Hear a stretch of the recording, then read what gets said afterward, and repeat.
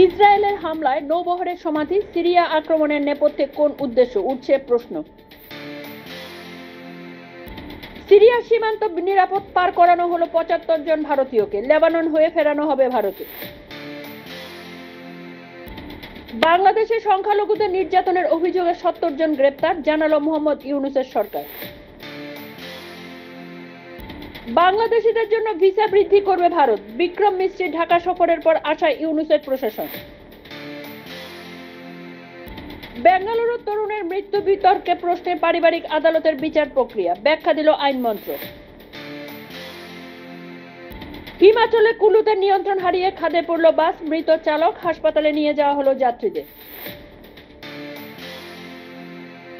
গয়ায় অপহরণে ৮ ঘন্টার মধ্যে উদ্ধার বছর ৬ খুদে, পুলিশের জালে ৪ অভিযুক্ত।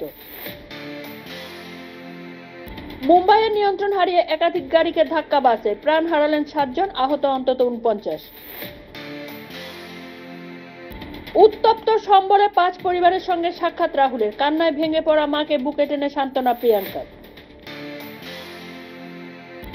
খেলতে গিয়ে ১৫০ ফুট গভীর কুয়োয় ৫ শিশু, রাজস্থানে যুদ্ধকালীন তৎপরতায় শুরু উদ্ধার কাজ। পরপর গাড়িতে ধাক্কা, মুম্বাইয়ে ভয়াবহ বাস দুর্ঘটনায় মৃত ৭, আহত অন্তত ৪০। ব্যাগে লেখা মোদি আদানি ভাই ভাই, প্রিয়াঙ্কার অভিনব প্রতিবাদে রাহুল বললেন কিউট। টহলদারির সময় ল্যান্ডমাইন বিস্ফোরণ, কাশ্মীরে শহীদ সেনা জওয়ান।